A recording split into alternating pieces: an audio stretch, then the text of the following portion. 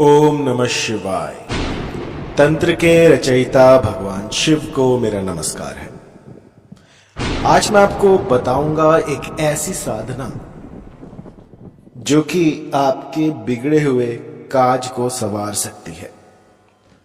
एक ऐसी साधना जो कि आपके बिछड़े हुए प्यार को आपसे मिला सकती है। इस साधना को दुर्मुखी करालिनी वैताली साधना कहते हैं। यह प्रयोग सिद्ध होने पर जो वैताली देवी हैं वो हर क्षण साधक पर प्रेम वृष्टि करने के साथ साथ उनका सटीक मार्गदर्शन भी करती हैं। ऐसी स्थिति में जब वो आकर्षित हो जाती हैं तो साधक को धन, बल, मनोकामना पूर्ति, दिव्य भोगों की सिद्धि तथा वशीकरण की ऐसी शक्ति देती हैं जिसके सामने कोई भी टिक ना पाए। ये इतनी प्रभावी साधना है कि पहले ही दिन से असर दिखाना शुरू कर देती है।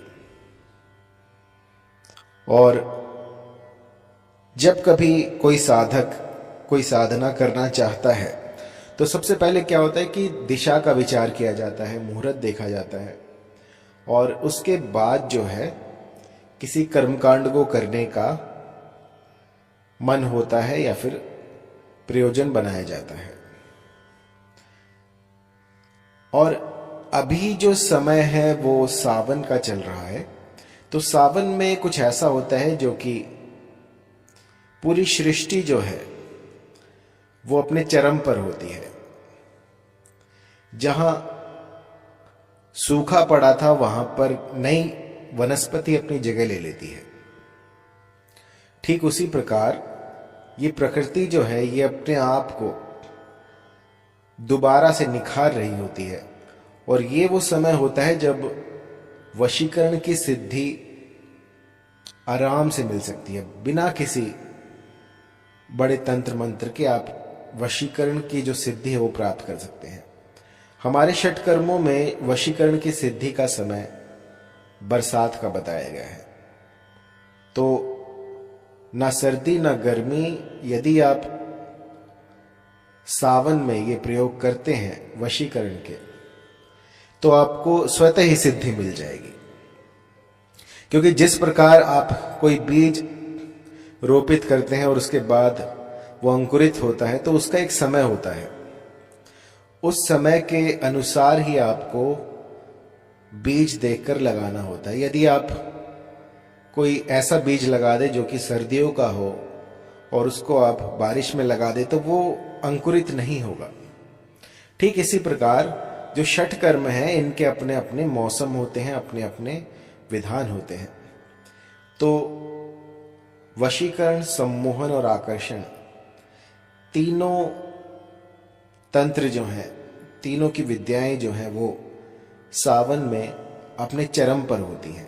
यूं समझिए कि अगर आपको सर्दियों में 50 बार करना होता तो आप इसको सिद्ध कर पाते और बारिश में सिर्फ एक बार करने से काम चल जाएगा। तो ये इतना पावरफुल समय है जिसका आप उपयोग कर सकते हैं। अब कल जो है सावन का पहला सोमवार है, तो उस दिन जो है भोलेनाथ अपने हर भक्त पर कृपा दृष्टि बरसाते हैं। तो आप कल से शुरू कर दीजिएगा और इसमें आपको सफलता अवश्य मिलेगी। तो होता क्या है कि ये जो रसेश्वरी जो देवी हैं ये एक ऐसी शक्ति है जो साधक की हर मनोकामना को पूर्ण करती है। मैं सिर्फ वशीकरण की बात नहीं कर रहा हूं, आपकी जो भी कामना होगी आपको खिलाएगी, पिलाएगी, आपकी रक्षा करेगी। यूं समझिए कि ये आपको हर तरह से बचा कर रखी, एक प्रोटेक्शन कवर बना देगी आपके बार जिसको कि कोई भी भेद ना पाए। इस साधना को करने से जो साधक है उसमें तेज आ जाता है और इस साधना से मां अपने बच्चे को ऐसे रखती है जैसे कोई अगर उसे छू ले तो भी वो क्रोधित हो जाए। तो इसको करना कैसे है? आपको कोई ऐसा स्थान ढूंढना है जो कि वीराने में हो, कोई ऐसा स्थान जो अबैंडन हो, कोई ऐसा स्थान जहां पर कोई आता जाता ना हो। कोई किला हो गया, कोई टूटा फूटा खंडर हो गया, या कोई गुफा हो गई, कोई वन प्रदेश हो गया। ऐसे स्थान में जाकर इनकी साधना की जाती है। आपने देखा होगा, कई बार आप देख रहे होंगे कि कुछ लोग जो हैं वो काफी गरीब होते हैं और एकदम से कुछ ऐसा हो जाता है कि पेट्रोल पंप पे काम करते करते वो एकदम से अमीर बन जाते हैं। तो ये क्या होता है? ये किस्मत होती है या क्या होता है? तो देखिए, हमें नहीं पता कि सामने वाले के पास क्या सिद्धि है, उसने क्या साधनाएं की हैं। तो जब कभी आप ऐसा देखिए कि एकदम से रंक से कोई राजा बन जाए, तो उसके पीछे जो है वो ऐसी सिद्धियां काम करती हैं। ये सिद्धियां आपको एकदम से ऊपर लेके जाती हैं, और यदि इनको आप साध लेते हैं और आपको इनको चलाना ना आए, तो ये आपको फिर से फर्श पे ले आती हैं। तो सबसे पहले जरूरी है कि आपके अंदर वो सामर्थ्य हो कि आप इन शक्तियों को संभाल पाए। इन शक्तियों में कुछ ऐसा होता है जो कि आपकी हर एक मनोकामना की पूर्ति कर सकती हैं, चाहे वो किसी भी प्रकार को, चाहे कोई सरकारी नौकरी हो, कोई छोकरी हो। जो आप चाहते हैं, जो भी आपके मन के भीतर विचार उठते हैं, वो सब कुछ इससे संभव है। और ये इतना प्रभावी है कि मैं अगर पूरी रात भी इसका व्याख्यान करता रहूं तो कम पड़ जाएगा।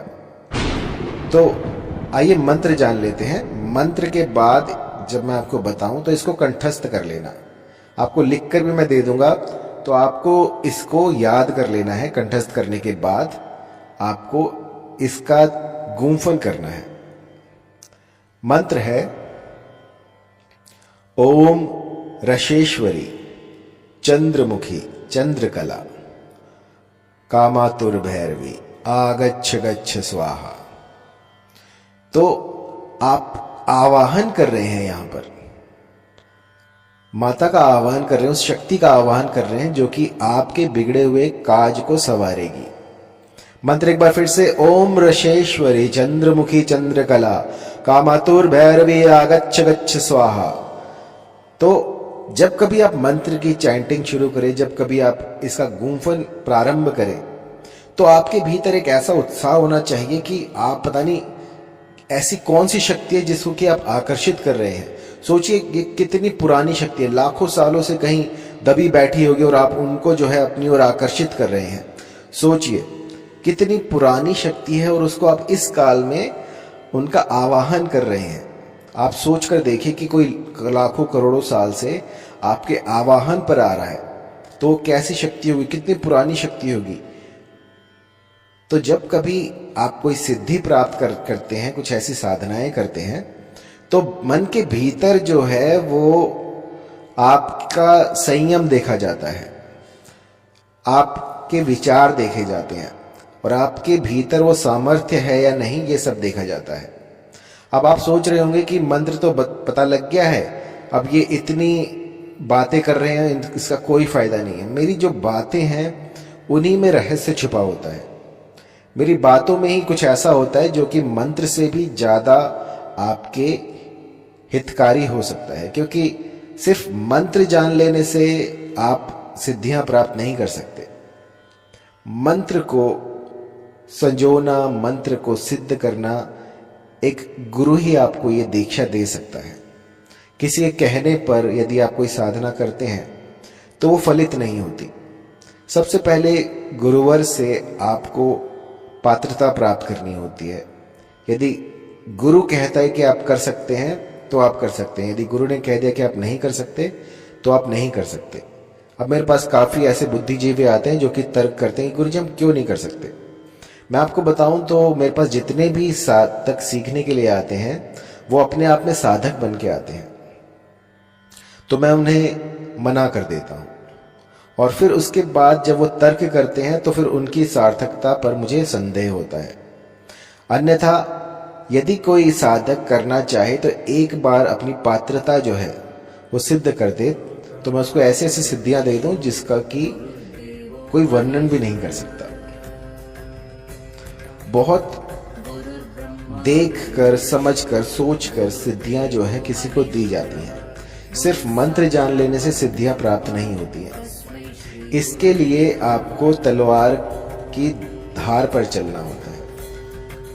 आपके विचारों तक को आपको कंट्रोल में करना होता है, उसको बांध कर रखना होता है। सबसे पहले जो है आपका आहार क्या है। यदि आप अपने आहार पर ही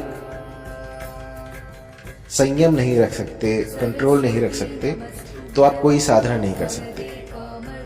यदि आप व्रत नहीं कर सकते, भूखे नहीं रह सकते, हठ नहीं दिखा सकते, तो ये साधनाएं जो हैं ये काम नहीं करेंगी। यदि आपको ऐसा लगता है कि आप कर सकते हैं, तो आपको मंत्र मैंने बता दिया है।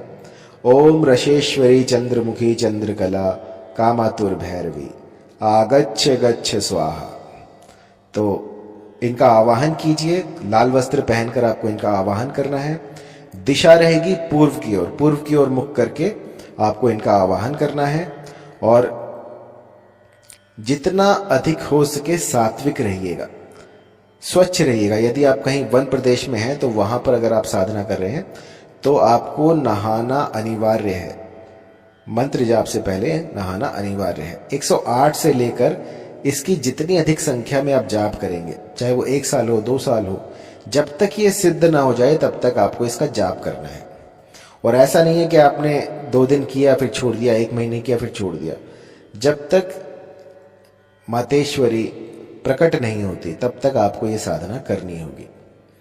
और एक बार ये शक्ति आपके समीप आ गई तो समझिए आपकी 7 पीढ़ियां जो हैं वो तर जाएंगी।